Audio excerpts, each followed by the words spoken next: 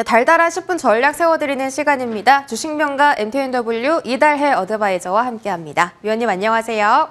네, 안녕하세요. 네, 위원님 잘 지내셨어요? 네, 덕분에 네. 잘 지냈습니다. 고맙습니다. 네, 오랜만에 이제 함께하게 됐는데 조금 더 달달한 전략 세워주시면 좋겠습니다. 자, 오후장 달달한 공략 포인트 먼저 확인할게요. 자, 오늘 달달한 포인트는 행정부 대 연준입니다. 전직, 현직 연준 의장의 대립인데 지금 미국의 지표가 좀 엇갈리게 나오면서 지금 의견이 좀 다양합니다. 금리를 인상을 추가적으로 해야 되냐 아니면 동결을 해야 되냐 이런 부분들에서 대립이 나오고 있는데 그래서인지 우리 시장도 지금 방향성을 잡지 못하고 갈팡질팡하는 것 같습니다. 위원님께서 좀 자세하게 이런 모멘텀들 짚어주시죠. 네, 전일 뉴욕 징수 상황 체크하고 넘어가도록 하겠습니다. 자, 대형 은행들의 후실적 발표로 기분 좋게 출발했던 뉴욕 3대 지수는 2020년 6월 이후 최저치를 기록한 소매 판매와 또 픽발 유가 분담으로 작년 11월 이후 최고치로 치솟은 기대 인플레이션, 또 갑자기 매파로 돌변한 크리스토퍼 월러 패드 이사의 발언 등을 소화하면서 하락 마감을 하는 모습이었죠. 자, 소매 판매는 전달 대비 마이너스 1%로 큰 폭으로 감소를 했고요. 시장 컨센서스를 하회를 했습니다. 전년 대비 2.9%로 2020년 6월 이후에 최저치를 기록하는 모습이었죠. 자, 인플레이션과 침체에 대한 우려로 미국 GDP의 70%를 차지하는 소비가 꺾임으로써 경기 침체 우려가 한층 더 커지고 있고요. 특히 백화점이나 전자제품, 가구와 같은 이러한 고가 제품에 대한 소비가 큰 폭으로 줄어든 것으로 집계가 됐습니다.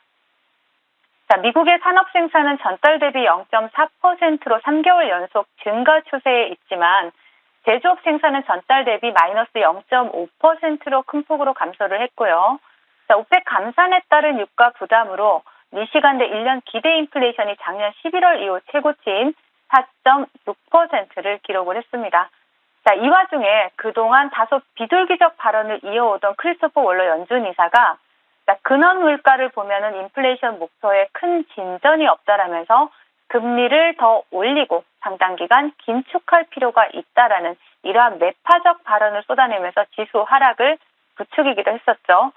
자, 소비 둔화에 따른 경기 침체 우려에도 불구하고 크리스토퍼 이사의 강경 발언으로 인해서 채권 금리와 달러 인덱스는 상승을 했고요. 자, 패드워치에서는 5월 FOMC에서 25bp 인상 전망이 70%대로 치솟았습니다. 자, 내년 대선이 있죠. 내년 대선을 앞두고 재무부와 연준 그리고 전현직 연준 의장의 신경전이 점점 가시화되고 있는 모습이 나타나고 있습니다.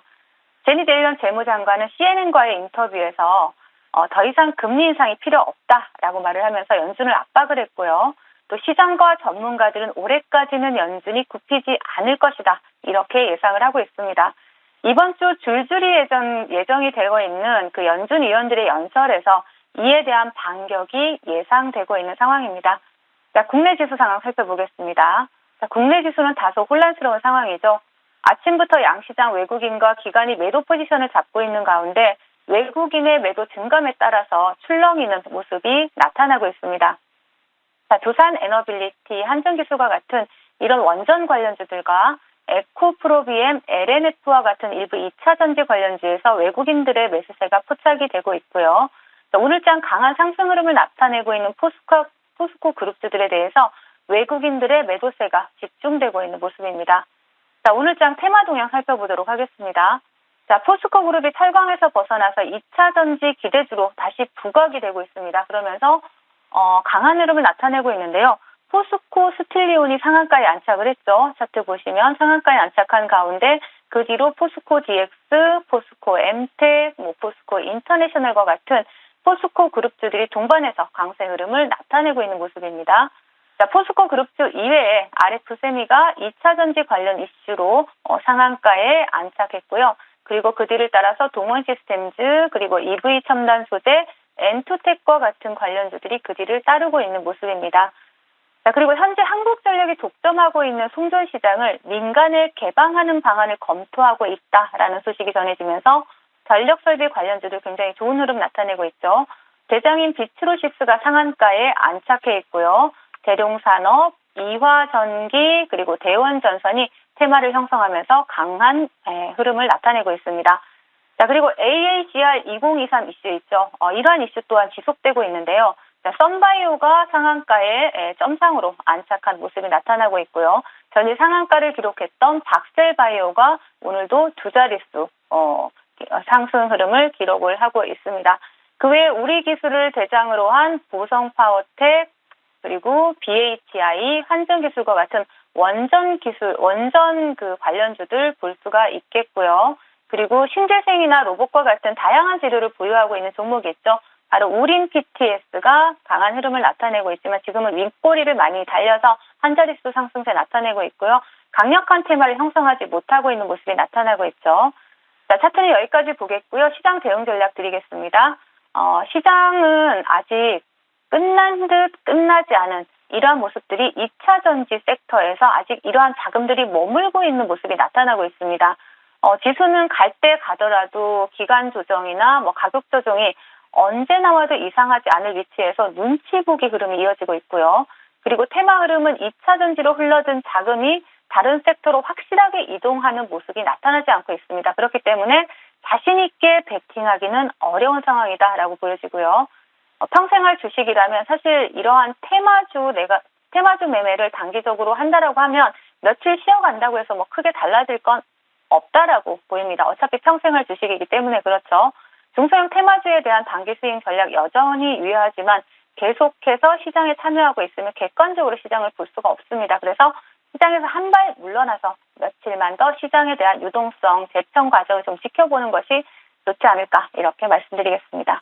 네, 시장은 지금 차기 에코프로가 대체 어떤 종목이냐 하면서 눈치 보기 싸움을 계속을 하고 있는데 이제 수급이 2차 전지에서 어떤 섹터로 이동할 것이라는 확실치 않은 부분이기 때문에 중소형 테마주 위주의 단기 스윙 전략은 유효하겠으나 시장을 조금 더 객관적으로 바라보는 그런 시선도 중요하다 이렇게 좀 언급을 해주셨습니다. 오후장에는 어떤 섹터 공략할지 달달한 공략 섹터도 열어볼게요.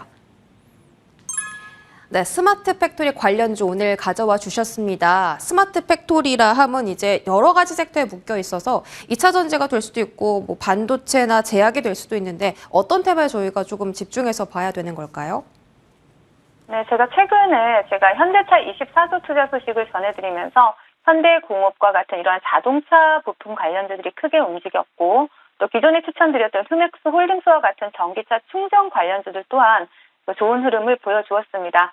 그런데 현대차의 투자에 직접적인 수혜 섹터이면서 자동차 부품이나 전기차 충전과 같이 화려하게 움직이지는 않지만 현재 소리 없이 강한 흐름을 이어가고 있는 섹터가 바로 스마트 팩토리 섹터다라고 볼 수가 있습니다. 현대차는 전기차 공장에 국산 지능형 로봇을 설치를 하고요. 설비 국산화율을 99% 수준으로 높이고 설비 투자의 대부분을 국내 기업에 돌려줌으로써 산업 생태계 경쟁력을 강화할 계획이다라고 이렇게 밝히고 있죠. 또한 지난 2일이죠. 금융감독원에서 전자공시에 따르면 2021년도부터 배터리 설비에 10조 원을 투자해온 SK온이 올해부터는 19조 원을 추가적으로 투입할 것으로 나타났고요. 이는 올해 발표된 설비 투자 계획 중 가장 큰 규모다라는 겁니다. 지난달 20일에는 또 산업통상자원부에서 향후 5년간 기업과 함께 2조 원 이상을 투자를 하고 또 과감한 규제 개혁이나 시장에 대한 이러한 노력을 기울임으로써 한국이 세계 3대 로봇 강국으로 도약할 수 있도록 지원하겠다라는 이러한 부분도 밝혔습니다. 올 2분기 중에 이 같은 정책 방향을 종합한 첨단 로봇 산업 전략 1.0을 수립해서 발표할 것이라고 밝혔습니다. 그래서 좀 주목해 볼 필요가 있고요. 따라서 이렇게 대기업들의 대규모 투자가 이어지고 있고 곧 정부의 투자나 규제 개혁 이슈가 살아있는 로봇 관련주, 그중에서도 스마트 팩토리 관련주들에 대해서 관심이 필요하다 말씀드리겠습니다. 네, 스마트 팩토리 관련주 정부의 정책과도 좀 엮여 있는 쪽인데요. 어떤 종목 저희 눈여겨보면 좋을까요? 네, 바로 러셀입니다.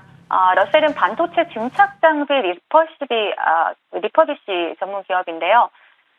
이러한 동사가 러셀 로보틱스를 인수를 하면서 로봇 관련주 모멘텀도 보유를 하고 있습니다. 이렇게 러셀 로보틱스 같은 경우에는 무인 운반차 제조 기업이죠. 원래 코스닥 상장을 준비하고 있고요. 상장을 통해서 해외 상업 확장에 본격적으로 나설 계획도 가지고 있습니다.